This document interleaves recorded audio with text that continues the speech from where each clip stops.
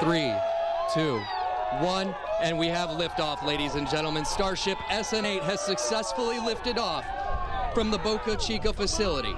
Very few times we have the opportunity to see exciting and historic events like this in the Rio Grande Valley.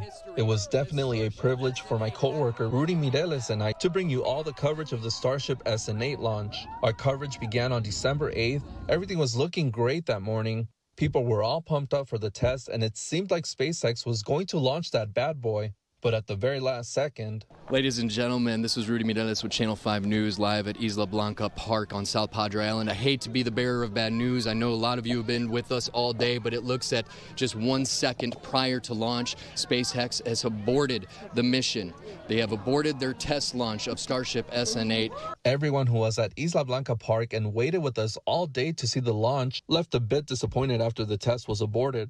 Although we didn't get to see the rocket go up that day, we were fortunate to see this amazing sunset. It made a great background for Rudy's live shot during our 6 p.m. newscast. As always, we will continue to watch the SpaceX Boca Chica facility as they look to get their Starship SN8 into suborbital flight. That ended our first day of coverage. The next day, we showed up at Isla Blanca Park bright and early, and little by little, people started crawling in with high hopes that Starship SN8 would get launched. After waiting around most of the day, the clock finally struck 4:40 p.m., and that's when Starship SN8 began making its way 12.5 kilometers into the air. 1 minute of flight for SN8.